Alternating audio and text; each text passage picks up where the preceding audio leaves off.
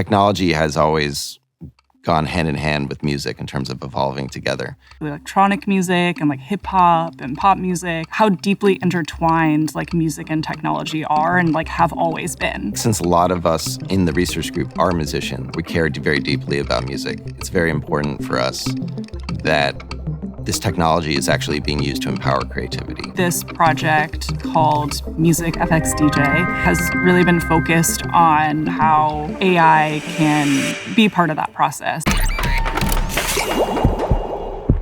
MusicFX DJ is really designed to put a person in the place of a musician, where you're playing music in real time. You're actually generating live music while you are playing it. You can input text, some description of music, and get back like a musical sound. The system itself is trained to play music and then respond to your conduction, but also respond to the music that it itself has output. There's this ever-evolving series of improvisation.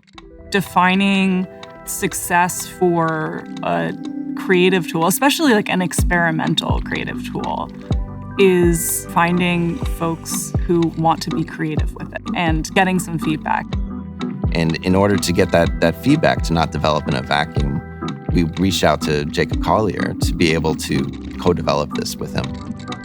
Our team has been wanting to work with Jacob for a long time. He not only is pushing the boundaries of music, but letting everyone else in on the process. You know, you play with your friends, you play in the practice room, you play in the studio, you play on stage. And that process of kind of trial and error and being led by a state, like a feeling, it becomes paramount. It makes you part of the music making process. The technology has progressed a lot, even in the course of this collaboration. Some people are never put in a position where they feel like their perspective is important. But with this as a scenario, as a creator of something that has never been heard before, your opinion matters. Jacob really cares about accessibility and making tools that can be used by anyone. Many people consider AI, the goal is just to be as realistic as possible. And that's going to run out real quickly.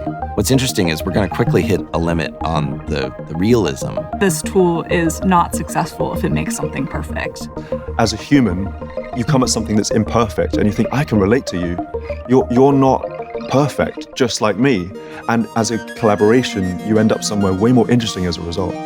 What we're really interested in is like, well, what do you do beyond that? How can we use these technologies to say something new? The electric guitar was supposed to be a perfect recreation of the acoustic guitar, just make it louder. But the fact that it distorted when you turned it up created whole new genres of music. So I think we're in this period where there's this realization, we can make realistic algorithmic music, and that's going to be interesting for a minute. But really, in the long term, how can we push beyond that? That's the real frontier of this work. Making bad music is just as important as making good music, right? Because having things that you don't like shows you the things that you do like. This isn't a replacement for traditional musical instruments.